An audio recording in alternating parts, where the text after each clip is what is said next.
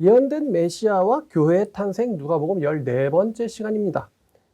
제목은 당신은 믿습니까? 입니다. 당신은 믿습니까? 자, 부제는 중풍병자와 세리마태입니다. 자, 누가복음 5장 12절부터예요. 자, 지난번에 베드로가 예수님을 따라 나서는 장면까지 우리가 보았죠. 자, 계속해서 예수님의 유대와 예루살렘 지역에서의 복음 전도 스토리가 이어집니다. 자, 이번에 예수께서 한 동네에 계실 때에 온몸에 나병 들린 사람이 있어 예수를 보고 엎드려 구하여 이르되 주여 원하시면 나를 깨끗하게 하실 수 있나이다 하니, 자, 예수님이 나병 환자를 만나셨어요. 자, 레위기에 따르면 레위기 13, 14장이 나병 환자에 대한 말씀이 있는데요. 나병 환자는 혼자 살아야 되고 진영 바깥에 있어야 됩니다. 그러니까 나병 환자가 닿는 모든 것들은 부정해지기 때문에 사람들은 나병 환자가 자기들 가운데 있는 걸 좋아하지 않았어요. 그러니까 나병 환자는 따로 있어야 되고 진영 바깥에 있어야 됐습니다. 아주 어렸을 적에 되게 좀 나빴죠. 제가 초등학교 3학년 때 장애인인 친구들을 학급 전체에서 따돌린 적이 있습니다. 초등학교 3학년 때입니다. 10살 때니까. 근데 그 친구가 다 했던 건 다 부정하다. 뭐 이런 거. 그래서 막 반사 막 이런 거 아시죠?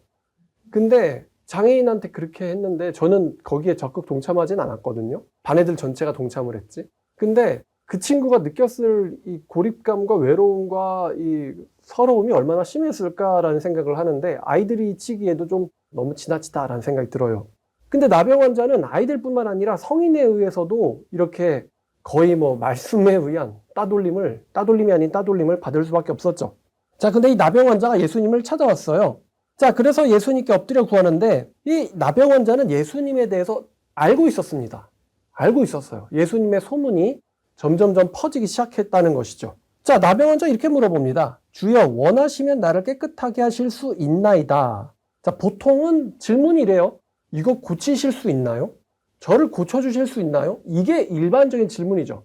근데 나병 환자의 질문은요, 저를 고쳐주실 수 있나요? 당신이 고치는 사람들 중에 나병 환자는 없었죠? 이런 질문이 아니라요, 나병 환자는 당신이 원하신다면 저를 고치실 수 있습니다. 그러니까 나병 환자는요, 예수님의 능력에 대해서는 의심을 갖지 않았어요. 나병 환자가 구했던 것은 예수님의 호의입니다. 예수님의 호의를 구했습니다. 당신이 원하신다면 저를 고칠 수 있습니다. 그러니까 나병 환자는 처음부터 예수님의 능력에 대해서 믿음을 갖고 있었어요. 성경에서 고침받은 모든 사람이 기록되지 않는다는 거, 특별한 사람들이 성경에 기록된다는 것을 우리가 기억해둬야 됩니다. 자, 13절 예수님께서 손을 내밀어 그에게 대시며 이르시되 내가 원하노니 깨끗함을 받으라 하신데 나병이 곧 떠나니라. 자, 예수님께서 손을 내밀어 그에게 대셨다라고 하셨습니다. 아마 나병 환자는 누군가가 자기에게 터치하는 감각은 정말로 오랜만에 느낄 겁니다. 왜냐하면 부정한 사람이니까. 사람들이 자기를 보면 다 피하니까. 이 사람은 동네 들어갈 때 나는 부정하다 부정하다 외쳐야 돼요. 왜냐하면 접촉하면 안 되거든요. 근데 예수께서 오히려 이 나병 환자에게 손을 대셨다라고 하십니다. 예수님은 말씀만으로도 고치실 수 있는 분이죠. 근데 예수님께서 손을 대신다라는 것은 이 나병 환자를 특별히 불쌍하게 여기셨다. 또 이 나병 환자의 개인적인 관심을 또 나타냅니다. 예수님이 부정해. 근데 고쳐주지 뭐 이런 게 아니고 아무도 손대지 않았던 그 나병 환자를 불쌍히 여기시고 손을 대셨다라는 것입니다. 자, 그럼 손을 대시는 행동은요, 이래요. 예수님은 나병에 전염이 되지 않을 뿐만 아니라 나병 환자를 대지 말라는 건 전염될까 봐거든요. 그 사람이 닿은 거에도 다 부정하다. 근데 예수님은 나병 환자에 직접 손을 대셨어요. 예수님은 나병에 전염이 되지 않으실 뿐만 아니라 오히려 나병을 물리치실 수 있는 권세가 예수님에게 있다라는 힌트를 누가는 우리에게 주고 있습니다. 자, 나병 환자는 아마 굉장한 충격을 받았을 거예요. 그냥 고치실 줄 알았는데 자기에게 손을 대셨다. 자, 14절 예수님께서 나병 환자에게 경고하시되 아무에게도 이르지 말고 제사장에게 내 몸을 보이고 또 네가 깨끗하게 됨으로 인하여 모세가 명한 대로 예물을 드려 그들에게 입증하라. 자, 두 가지를 말씀하시는데 첫 번째는 아무에게도 말하지 말라. 두 번째는 제사장에게 모세가 명한 예물을 드리고 그들에게 입증하라 라는 것입니다. 자, 예수님께서 왜 아무에게도 이르지 말라고 하실까? 예수님의 사역의 목적은 명성이나 유명해지는 게 아닙니다. 오늘날 사람들과는 좀 반대죠. 오늘도 보니까 뭐 구독자 60만 명의 유튜버가 사람들한테 보니까 엄청나더라고요. 1만 5천 명에게 사기를 쳐가지고 거의 4천억 정도의 범죄 자금을 속여서 빼앗았다. 4천억. 장난 아니죠? 구독자 60만 명의 유튜버가. 야, 어떻게 우리 이런 범죄가 가능한지. 와, 4천억. 장난 진짜 상상이 안 가네요. 그래가지고 막 그 금고, 엄청나게 큰 금고에 5만 원권만 정말 엄청나게 쌓여 있는 장면을 보면서 와, 돈 벌려는 녀석이나 저걸 가지고 사기를 치려는 녀석이나 참 정말. 자, 근데 예수님은 유명해지려고 오신 게 아니기 때문에, 그리고 예수님께서는 사람들이 과다하게 자기에게 몰리는 것을 경계하셨어요. 예수님은 자신에 대해서 과한 소문이 퍼지시는 것에 대해서 경계를 하셨습니다. 그래서 아무에게도 이르지 말라. 그러나 이 사람이 사람들 사이에서 섞여서 생활은 해야 되죠. 그러니까 제사장에게 가서 그 몸을 보여라. 자, 레위기 14장에는요, 제사장들에게 어떻게 보여지는지에 대해서 이 나병 환자가 깨끗하게 됐을 때에 대한 규례가 나와 있거든요. 그래서 뭐 요약하면 이렇습니다. 8일이 걸리는데 모든 털을 밀어야 돼요. 털에도 병균이 있으니까 모든 털을 밀어야 되고요. 정결한 새 2마리가 필요하고요. 양 3마리가 필요합니다. 자, 그래서 이렇게 예물을 드려가지고 7일 동안 검사를 받은 다음에 8일째도 깨끗하거든 8일째 털을 또 밀고 그 다음에 이제 제사를 드리고 그 다음에 이제 다시 진영으로 돌아옵니다. 정결케 돼서. 자, 이렇게 이제 모세의 규례에 따라서 깨끗함에 대한 증명을 해야 되는데, 자, 그들에게 입증해라 라고 말씀하셨어요. 자, 그랬더니 15절을 보니까 소문이 더 퍼졌다 그래요. 자, 그러면은 소문이 어떻게 더 퍼졌을까? 아마 이 제사장을 통해서 퍼졌을 가능성이 있죠. 왜냐면 내가 정결규를 해준 이 나병 환자가 예수라는 사람을 만난 뒤로 고쳐졌다라고 얘기를 하더라. 그러니까 제사장은 물어봤겠죠. 어떻게 깨끗하게 됐냐고. 그랬더니 예수님 손을 대셔서 깨끗해지라 라고 말씀해 주셨다는 거. 그리고 그 나병 환자를 동네 사람들이 알아봤을 겁니다. 저 부정 환자가 왜 우리 가운데 있는 거지? 깨끗하게 됐대. 어떻게? 예수님을 통해서. 그래서 깨끗하게 된 뒤로 제사장들과 나병 환자를 통해서 소문이 퍼졌겠죠.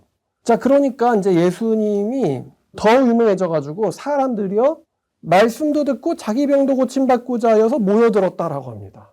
중한 병 걸린 사람도 모여오고, 가벼운 병 걸린 사람도 모여오고, 깨끗한 사람도 모여오고, 아마 오픈런 같은 거 아니었을까요? 아픈 사람, 조금 아픈 사람, 건강한 사람 다 와가지고 예수님 앞에 서는 거죠. 우리가 세례 막 계속 받으려고 하는 것처럼 예수님한테 한번 점검받으면은 안전하다. 이런 식으로 유명세를 얻으셨을 것도 같습니다. 저는 사람들이 말씀도 듣고 병고침을 위해서 왔다고 하는데, 저는 말씀을 듣고보다는 병고침을 위해서 왔다는 말이 좀 마음이 아파요. 자, 그래서 결과적으로 16절에 예수께서는 물러날 수밖에 없었습니다. 동네 가운데 드러나게 다니시지 못하시고 물러나실 수밖에 없었다. 그리고 예수님은 사역 그 중간에도 하나님께 기도를 하셨다라고 합니다. 바쁘신 와중에도 하나님께 기도를 하셨다. 그러니까 예수님이 오신 의도와 사람들이 예수님에게 원하는 게 다른 거죠. 예수님은 말씀과 거듭남을, 구원을 위해서 오셨는데 사람들은 병고침을 요구하고 있다는 거예요. 그 다음에 이제 유명한 사건, 이 중풍병자 사건이 있는데, 자, 예수께서 하루는 가르치실 때에 갈릴리의 각 마을과 유대와 예루살렘에서 어떤 동네에서 가르치시는데, 예수님의 소문이 이제 일반인들과 병자를 넘어서 유대인들 세계에서의 상류층, 바리새인들과 서기관, 즉 율법 교사들에게까지 소문이 나간 거예요. 바리새인들과 율법 교사들도 예수님한테 와가지고 예수님이 무슨 말씀을 하길래 저렇게 유명한 건가 하고 바리새인들도 예수님을 주목하기 시작했습니다. 자, 온 바리새인들과 율법 교사들이 앉았는데 병을 고치는 주의 능력이 예수와 함께하더라. 자, 이스라엘에 4개의 종교 집단이 있습니다. 첫 번째가 바리새인들, 그 다음에 사두개인들. 이 둘은 성경에 나오죠. 그 다음에 제가 이제 세례에 대해서 얘기할 때 언급한 적이 있는 에세네파 사람들, 그 다음에 독립군 사람들, 열심당원들. 이렇게 4종류의 파가 있었는데, 그 중에서도 이 바리새인들은요, 모세의 율법을 이스라엘 백성들이 다 지키게 만들게 하기 위해서 운동하는 평신도 집단이었어요. 그래서 모세의 율법을 자신들의 방식으로 해석을 해가지고 백성들한테 지킬 것을 강요하곤 했습니다. 이게 바리새인들이에요.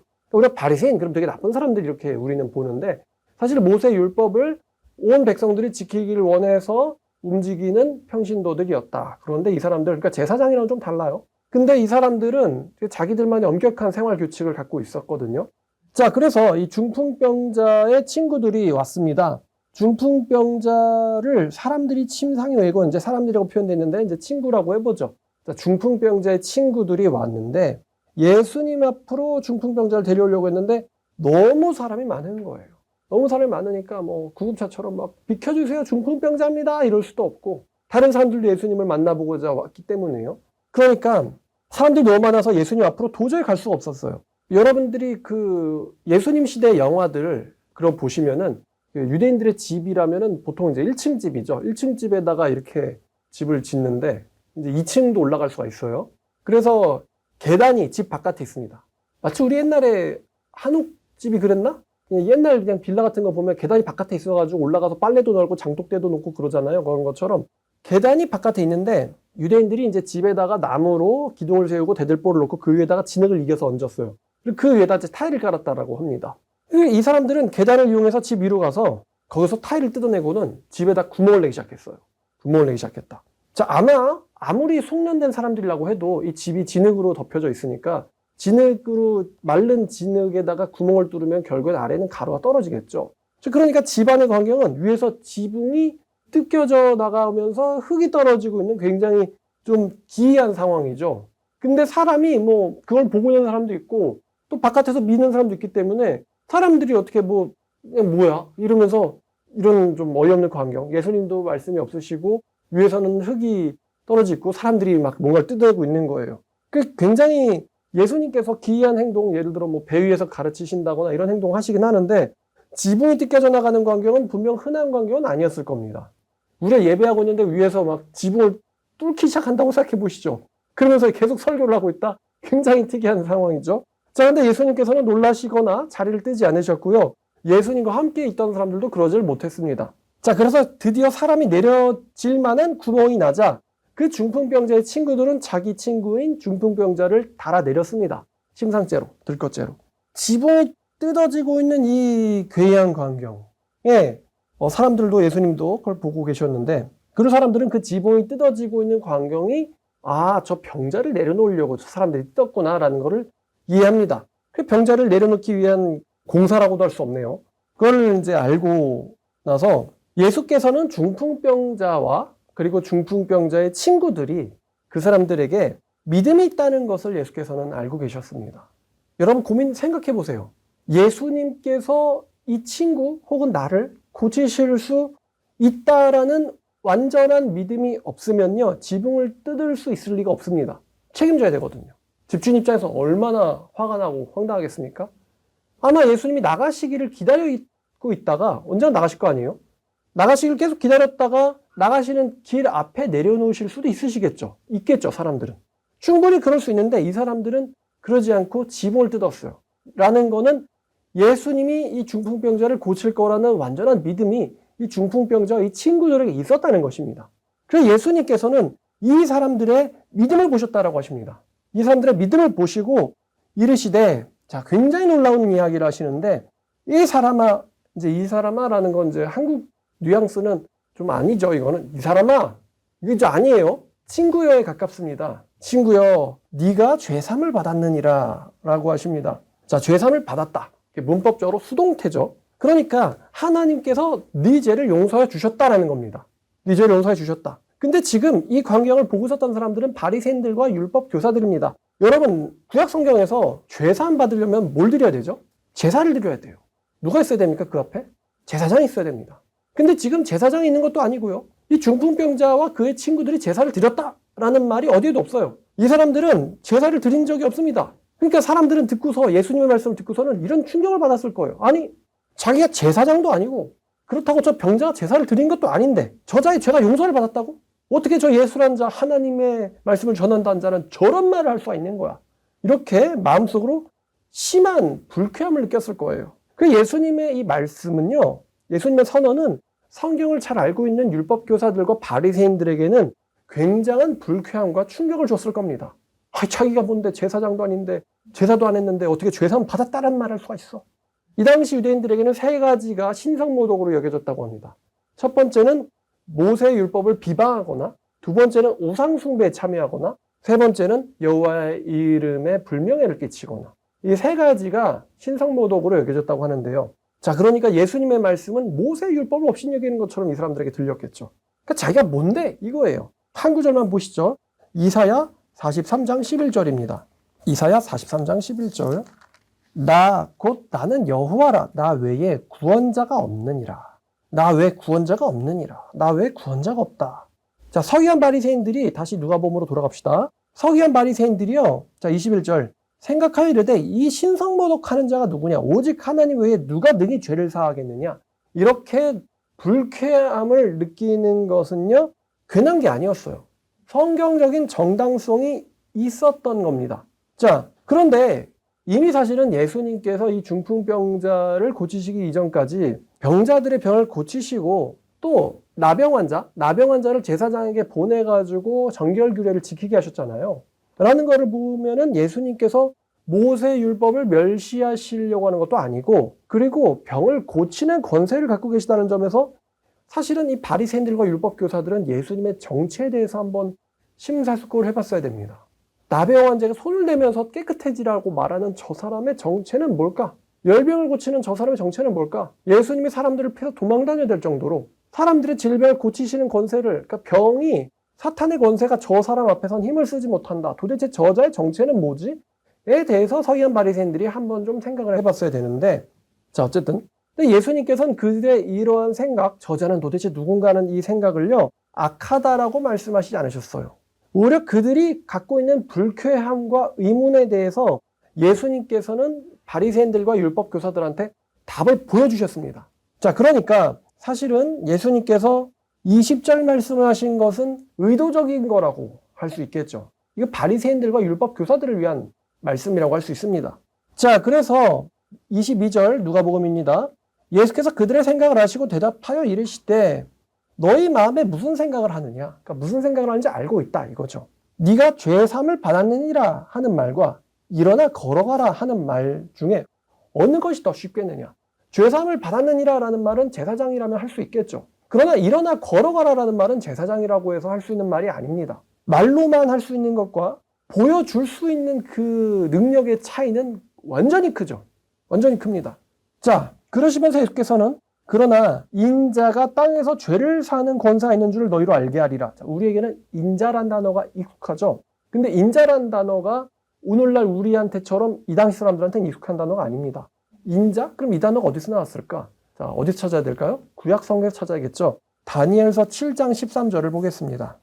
자, 사람의 아들, Son of Man, 인자. 자, 인자란 단어가 다니엘에서 나오는데, 자, 다니엘의 환상 속에 나오는 인물인데요. 자, 7장 13절부터 4절까지입니다. 내가 또 밤 환상 중에 보니 인자 같은 이가 하늘 구름을 타고 와서 예적부터 항상 계신 이에게로 나아가 그 앞으로 인도되매 하나님께서 그 인자에게 권세와 영광과 나라를 주고 모든 백성과 나라들과 다른 언어를 말하는 모든 자들이 그 인자를 섬기게 하였으니 그 인자의 권세는 소멸되지 아니하는 영원한 권세요 그의 나라는 멸망하지 아니할 것이니라.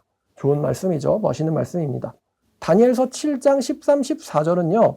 예수님의 재림과 왕으로서의 이제 승귀를 나타내죠. 예수님이 재림하셔서 모든 적들을 쳐 부수시고 하나님께로 가서 모든 세상을 다스릴 권세자로 임명받는 장면입니다.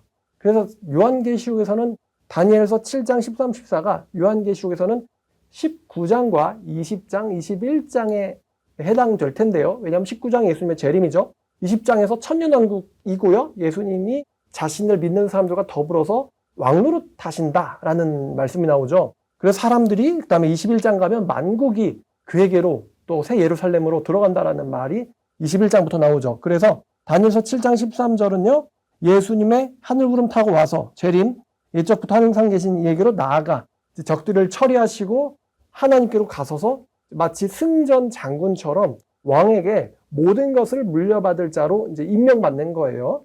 개선 장군처럼 말이죠. 자, 그래서 어떤 사람들이 예수님을 섬기냐면 모든 나라들이 그 사람을, 그 인자를 섬게 된다라는 건데요. 자, 그래서 구약 성경에서 나오는 이 인자는요, 사람들의 대표입니다. 그래서 인자라고 불리죠. 사람들의 대표이면서 하나님 앞에 서는 자예요. 그리고 모든 사람들의 섬김을 받을 자입니다. 이 다니엘서에서 나오는 인자는요. 그래서 하나님과 사람 사이에 중보자이시고 죄를 용서하실 수 있는 권세를 가진 하나님의 대리자이십니다. 이 인자가. 자, 근데 예수께서는 자신이 다니엘서에서 언급되는 그 인자라는 용어를 그대로 쓰셨거든요. 본인을 가리켜서 내가 하나님의 권세를 가진 대리자야 라는 것을 대놓고 사람들에게 드러내시는 용어가 바로 인자입니다. 구약성경 다니엘에서 나오는 인자. 자, 그래서 다시 누가복음으로 돌아가면 인자에게 다니엘서를 떠올려야 되는 거예요. 땅에서 죄를 사는 권세가 있는 줄을 너희로 알게 하리라 하시고 중풍병자에게 말씀하시되 내가 내게 이른다. 이게 우리나라 말은 보통 주어 생략을 합니다. 내가 말한다라는 말 안 하거든요. 근데 예수님께서는 주어를 잘 말씀하세요. 내가 너에게 말한다. 나 예수가. 일어나서 네 침상을 가지고 집으로 가라 라고 말합니다. 자, 그러면은 중풍병자가 자기 몸 하나 못 가누는데 어떻게 침상을 들고는 자기 집으로 가겠습니까? 근데 그 말이 떨어지자마자 병자가 바로 일어나서 자기가 누워있었던 들것을 들고 하나님께 영광을 돌리면서 집으로 돌아갔다라고 합니다. 하나님께 영광을 돌리면서. 저는 근데 약간 뜬금없이 침상을 들고 가라라고 하셨을까? 자기 거는 자기가 치웁시다. 그래서 들것을 들고 하나님께 나간다. 그러니까 자기 몸 가누는 것만 해도 대단한데 들것을 들고 나가는 거죠. 바로 즉각 근육이 힘을 회복한 겁니다. 자, 그래서 이 사람이 하나님에게 영광을 돌리면서 아마도 하나님 감사합니다. 하나님 감사합니다. 이러면서 갔겠죠. 영광을 돌리면서 자기 집으로 갔다고 합니다. 자, 사람들이 이 광경을 보면서 자, 모든 사람이 놀라 하나님께 영광을 돌리며 심히 두려워하여 이르되 오늘 우리가 놀라운 일을 보았다 하니라. 지붕 뜯겨지는 걸 구경했던 사람들이 하나님께 놀라워했고 영광을 돌리고 두려웠다라고 합니다. 사람들이 두려워하고 놀라며 하나님께 영광을 돌렸다. 그러니까 이 사건을 보고 있는 사실은 모든 목격자들이 이 사건의 본질이 무엇인지, 이 사건이 무엇을 말하고 있는지 병자가 일어나서 걷고 있는 장면을 보고 놀라운 나머지 사건의 본질을 놓쳐버립니다. 아마도 이 사건의 본질은 모든 사람이 다 놓쳤을 거예요. 말씀을 적고 있는 사도들조차도 놓쳤을 겁니다. 예수님의 능력은 병고침에 있는 게 아니고 예수님의 정체 곧 하나님의 대리자이시자 역사의 전무후무한 유일무이한 존재예요. 유일하신 인류의 구원자라는 거예요. 예수님의 정체가. 이 사건이요, 아마도 이 당시가 아니라 훗날 이 사건을 떠올렸던 사도들에 의해서 재해석됐을 거라고 생각합니다. 누가는 이 사건을 지금 우리에게 분명히 알려주고 싶은 거예요. 예수님이 단순히 병만 고치는 마술사가 아니야. 예수님이 누군지를, 어떤 권세 가진 자를 생각해 보라라고 생각하면서 이것을 적고 있는 건데 그 당시 사람들은 거기까지 생각은 닿지 않았을 거예요. 어떻게 걸었지? 저 사람이 그 사람 맞아? 이러면서 이러면서 이제 놀라면서 소름이 쫙 끼쳤겠죠. 자, 그리고 이것을 보고 있는 또 주인공들 있죠. 누구냐면은 바로 지붕을 뜯었던 중풍병자의 친구들입니다. 아마 이 친구들은요, 지붕에서 이것을 다 내려다보고 있었을 겁니다. 보고 있으면서요, 자, 이 사람들은 자신들의 믿음을 걸고 지붕을 뜯었거든요. 믿음을 걸고 지붕을 뜯었는데 이 자기들이 낸 구멍을 통해서 이 사건을 쫙 바라보면서 소중한 자기 친구가 침대를 들고 나가는 걸 보면서 이 중풍병자의 친구들은 어떤 감정에 휩싸였을까요? 아마 손으로 입을 막고 그 구멍 가해로 주저앉으면서 앉았을 겁니다. 어떻게 이럴 수가 하면서 놀라운 광경을 목격하는 것과 그 놀라운 일이 자신들이 한 일에 의해서 일어났다는 것을 경험하는 건 좀 다른 문제입니다. 이 사람들이 믿음을 걸었잖아요. 지붕을 뜯었단 말입니다. 그런데 자신들이 설마 하고 예상했었던 일이 눈앞에서 그대로 일어나자 이 사람들은 놀라움 뿐만 아니라 아마 경이로움에 휩싸였을 거예요. 경이로움. 믿음을 구경하는 것과 믿음이 역사하는 것을 경험하고 있는 것은 완전히 다릅니다. 다른 사람들은 구경꾼이에요. 여기서 주인공은 친구들입니다. 아마도 이 사람들은 이 사건 이후로 예수님에 대해서 완전한 믿음을 갖게 됐을 거라고 생각합니다. 역시 뭔가를 경험하려면 걸어봐야 돼요. 그러니까 노페인 노게인이라고 그러잖아요. 소중한 것을 걸어보지 않고 얻어낸 거에 대해서는 가치가 없겠죠. 근데 모든 걸 책임질 각오를 하고는 믿었는데 믿음대로 되는 거를 눈앞에서 목격을 했을 때의 그 충격은 아마 상상도 못할 정도로 경이로운 감정을 그 사람들에게 줬을 겁니다. 자, 다른 사람들이 그냥 놀라고 두려워 끝이에요. 자, 그 후에 이런 일이 있습니다. 예수께서 나가사 레위라 하는 세리가 세관에 앉아 있는 것을 보시고 나를 따르라 하시니, 자, 예수님의 제자 중에 세리는 마태밖에 없죠. 근데 마태인데 그 당시 유대인들은 이름을 두 개를 갖고 있는 일이 흔했습니다. 레위라고도 불리고 또 마태라고도 불렸을 거예요. 여기서는 레위라고 소개됩니다. 나를 따르라라고 하시는데 28절, 이 사람이 모든 것을 버리고 일어나 따르니라. 세리들은 꽤 부를 축적하는 직업이었어요. 요즘에도 뭐 세무사들, 그쪽에서 일하는 사람들이 돈을 잘 벌긴 하는데, 근데 이 레위라는 마태는 예수님이 부르자 자신의 집과 직업과 재산 모든 것을 뒤로하고 예수님을 쫓기로 결정을 합니다. 그리고 예수님에게 부름받은 마태는 그날을 잔칫날로 정합니다. 여기서 이 사람의 믿음이 보이죠. 예수님의 제자들의 인물됨이 어떤가? 여기서 또 드러나는 거예요. 아쉬워. 왜 오라고 하지? 나 지역 그만둬야 되나? 나 취업 그만둬야 되나? 나 일 때려쳐야 되나? 뭐 먹고 살지가 아니에요. 그날을 잔칫날로 정했다. 예수님이 날 부르신 날, 잔칫날. 마태는 아마 세리장에게 고용된 세리였을 겁니다. 제가 그때 세금제도에 대해서 말씀드렸죠. 그 유대인들 중에서 유력한 사람이 세리장을 하고 또 세리를 고용해가지고 세금을 걷어들인다. 자, 그래서 유대인들은요, 세리들과 세리장을 로마의 이제 제국 침략의 앞잡이로 본다 그랬죠. 우리나라의 친일파 같은 존재겠죠. 제국의 앞잡이로 보고 이 사람들은 도무지 하나님의 자비를 얻을 수는 없는 사람들, 무정하고 나쁜 사람들, 죄인과 동급으로 세리들을 취급을 했는데요. 자, 근데 그 예수님께서 그 세리를 제자로 부르셨다. 굉장히 충격적인 거예요. 자, 그러니까 사람들이 사람을 보는 관점과 예수님이 사람을 보는 관점은 다르다는 걸 알 수 있습니다.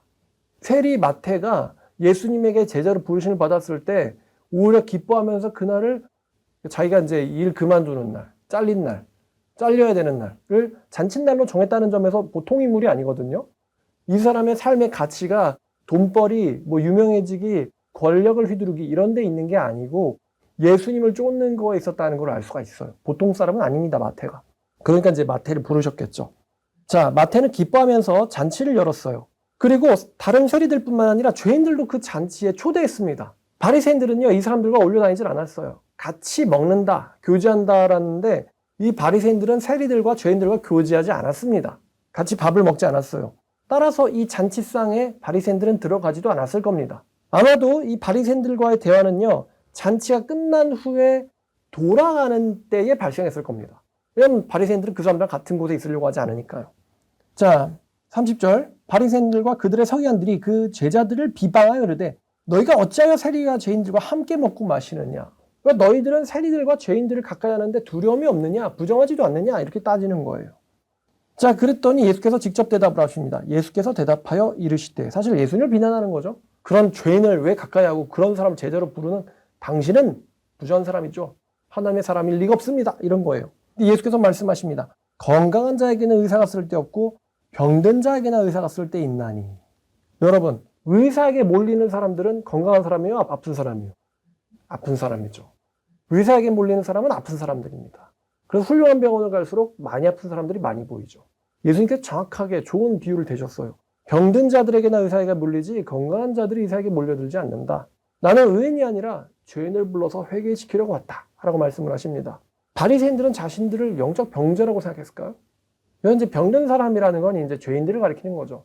바리새인들은 자신들을 영적 병자라고 절대 인정하지 않았어요. 그래서 마태와 더불어서 그 잔치에 온 사람들과는 이 사람들은 다르다고 생각했습니다.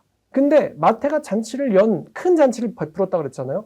웬 잔치래? 그 사람이 예수님에게 제자로 부르심을 받았대. 그 어부 4명 그 다음에? 그러니까 그거를 축하해 주려고 온 거예요. 마태를 알고 있었겠죠? 그 사람들은. 그러니까 마태와 더불어서 그 잔치에 온 사람들은 예수님을 보고 싶어 했고 예수님의 가르침을 필요로 했던 사람들이에요. 반대로 바리새인들은 예수님의 말씀을 받을 만한 마음의 자세, 마음의 준비가 전혀 되어 있지 않았던 것입니다. 내가 왜 죄인이야? 내가 왜 병자야? 난 달라. 난 다르다고 저 사람들이랑. 자, 그래서 이 5장에서는요. 예수님이 이제 초림하신 공생의 목적이죠. 십자가에서 돌아가시는 일, 이 처형을 위한 길을 가시는데 필요한 역할의 사람들이 등장하기 시작합니다. 점점점 이 갈등이 드러나기 시작하는 거예요. 처음엔 예수님이 사람들을 고쳐줬어요. 말씀 가르치셨습니다. 점점점 사람이 몰리자 예수님을 반대하는 사람이 나타나기 시작했고 이제는 그들 중에 유대인들 중에 유력자라고 불리는 사람들까지도 나타나기 시작했어요. 드디어 이제 갈등이 수면 위로 올라오기 시작하는 거죠. 예수님의 사역이 일반인들을 넘어서 유대인 사회의 상류 지도자들, 종교 지도자들, 바리새인들에게도 소문이 퍼졌고 예수님이 가르치실 때 바리새인들과 율법 교사들도 나타났습니다. 이 사람들은 예수님에게 말씀을 배우려는 의도가 아니고 예수님의 가르침을 자신들의 지식과 비교하고 예수님을 평가하고 예수님을 책잡기 위해서 이 사람들은 나타났어요. 이 사람들은 예수님의 가르침을 보고 책을 잡기 시작했습니다. 중풍병자 사건부터 여기까지. 예수님이 중풍병자에게 죄 사함의 권세를 언급하신 것, 그리고 예수님이 세리 마태를 제자로서 부르시고 죄인들과 세리들과 같이 식사를 하신 것, 이런 것들로부터 이제 바리새인들이 책을 잡기 시작했어요.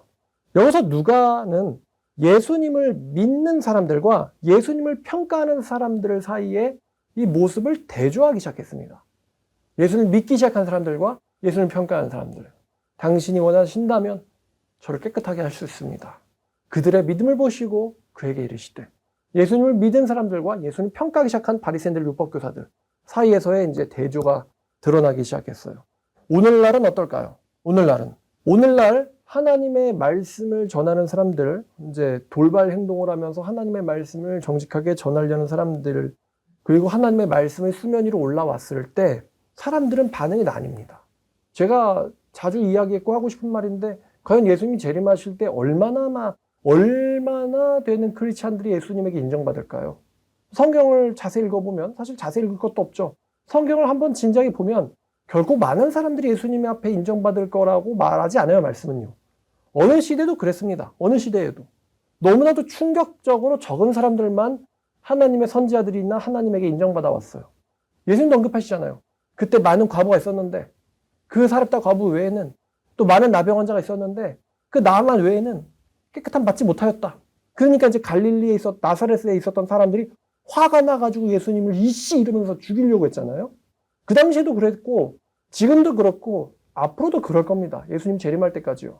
사람들은 나눕니다. 그 말씀을 듣고 진지하게 받아들이는 사람들과 터무니없는 논리로 말씀을 책잡고 비판하는 사람들입니다. 그때나 지금이나 똑같다는 것이죠. 그러나 예수님께서는 그들의 비판을 두려워하지 않으시고 당당하게 그들의 비판을 받아들이셨습니다. 사실 피할 필요가 없죠. 그들이 말씀을 잘못 알고 있는 것이니까요. 자, 그러면 우리가 하나님의 말씀을 들을 때 오늘날 우리는 어느 쪽에 서야 할 것인가? 하나님의 말씀을 완전히 믿고 받아들이는, 마치 지붕을 뜯는 중풍병자의 친구들 같은 자세로 설 것인가? 아니면 말씀을 구경하고 말씀을 평가하고 말씀을 비판하고 책 잡는 사람들 쪽에 설 것인가? 놀라움과 경이로움에 휩싸여서 모든 것을 버리고 마태처럼 이날이야말로 잔칫날이다. 모든 것을 버리고 당신을 쫓으라고요. 이날이 바로 잔칫날이군요. 제가 이날을 얼마나 기다렸는지, 제가 삶 속에서 정말 정처 없는 양처럼 길을 잃고 살아오는 도중에 만난 당신을 쫓게 될 날을 얼마나 제가 기다려왔는지, 이날이 바로 제가 기다렸던 잔칫날입니다 라고 여기는 사람도 있을 반면, 반대로 버리라고요? 말도 안 돼요. 제가 여기까지 올라오는데 얼마나 고생했는데요. 예수님 모를 거예요. 이렇게 제가 돈을 벌고 이만한 지위에 올라오는데 얼마나 제가 고생을 했는데요. 예수님 말도 하지 마세요. 저한테 그런 거 버리란 말 하시면 저는 화를 낼 겁니다. 아마 이런 사람들도 있겠죠. 마태는 그날을 잔칫날로 여겼다는 거. 여러분들은 어느 쪽에 서실 겁니까? 예수님을 믿는 쪽입니까? 아니면 예수님을 구경하고 책 잡는 쪽입니까? 말씀은 우리에게 어느 쪽에 서라라고 말을 하고 있다는 것입니다. 자, 오늘 말씀 제목입니다. 누가복음 14번째 시간이었어요. 5장이죠. 당신은 믿습니까? 중풍병자와 세리 마태라는 제목으로 여러분들과 같이 말씀을 나눴습니다. 기도하겠습니다. 하나님 감사합니다. 오늘 말씀을 통해서 예수님을 향한 믿음을 갖고 있는 사람들이 어떻게 행동했는지, 그리고 어떤 경험을 했는지, 그리고 그 모든 것을 보면서도 비방하고 헐뜯는 사람들은 예수님께 어떤 말씀을 들었는지, 이 말씀들을 보면서 정말 우리가 하나님의 말씀을 진지하게 받아들이는 사람들인가 아닌가라는 점검을 해보게 됩니다. 정말 예수님께서 부르신다면 우리가 추구하는 삶들은 아무것도 아닙니다. 예수님의 제자로서 살 것인가? 아니면 이 세상에서 성공한 세리와 바리새인 같은 사람들로 살 것인가? 이 둘 중에 하나의 선택 중에서 우리가 어떤 것을 선택할지 주님은 아십니다. 주님은 선택할 준비가 되었던 세리 마태를 우리에게 보여주시면서 정말 주님께서는 부를 만한 사람들을 부르신다는 것을 오늘 또 보여주셨습니다. 하나님, 우리가 하나님의 그 능력을 경험할 수 있는 사람이 되기를 원하며, 또 무엇보다도 하나님에 대해서 이 중풍병자의 친구들처럼 완전한 믿음 갖기를 원합니다. 믿음을 통해서 하나님의 초자연적인 기적과 역사를 경험하는 경이로움을 경험할 수 있도록 주여 도와주시옵소서. 사람이 빵으로 살 것이 아니요 하나님의 입에서 나오는 말씀으로 살 것이다 라고 말씀하셨습니다. 주님 말씀 믿고 나가는 우리 말씀사랑교회와 또 말씀 듣는 성도들 되게 하여 주시옵소서. 예수님의 이름으로 기도드렸습니다.